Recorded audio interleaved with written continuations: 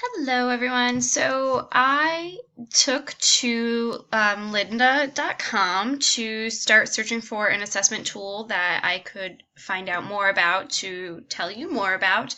And I came across this video creating simple assessments using educational technology. And they put this quote in their intro, and it just kind of really captured exactly what we're thinking is that we need to think carefully about the content in our interactive materials, meaning we shouldn't have students wasting their time taking quizzes that were already pre-made that maybe don't even have the specific information that they've learned about in it. I know that's something I dealt with a lot in school, so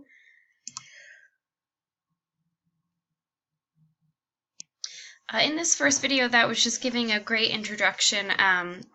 They discussed several different assessment tools such as Articulate Storyline 2, Google Forms, and then the one that I'm choosing to highlight today is the iBook Author, which is a great tool for simple quizzes that you can customize yourself. I chose the iBook Author based off of the fact that it was simple quizzes that you could customize, and I'm also looking into doing iPads in the classroom as part of the technology for the final project. So I thought this would be a great tool that would be readily accessible for the students on the iPads. I've been working with Apple products, so I would also be able to probably put this together a lot quicker, maybe than Google Docs and things like that I don't have much experience with.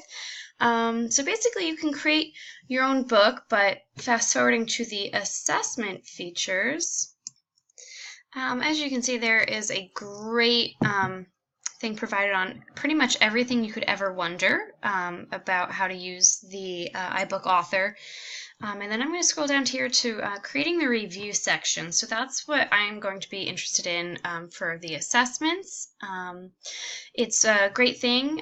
You can add an assessment in the beginning of the book to see prior knowledge. You can add it in the middle of the book to see how comprehension is going. You could also do it at the end. And you can see here there's choices of multiple choice questions as well as matching questions. In this section, they go over how to create your own multiple choice questions. As you can see, this is the question they've done. You can add a photo to go along with it and answer 1, 2, and 3, 4. You can pick, whatever it is that you want to add. You can make them hard. You can put a lot of tricks.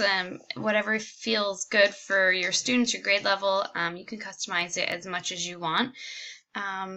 And then taking a look at the next section for the matching questions. Using the matching questions, you can also have the students even identify pictures. So you see here there's a choice of 4 pictures. Your students would have to identify the correct picture for the correct answer. And lastly, there is you can even pull labels down for your students to have to label the pictures to get the correct answers. So you can really sort of create a bunch of different kinds of questions. Of course, it's going to be unique to your topic, your curriculum, and to your students. So I think this is a great tool to use for assessing your students in your classroom.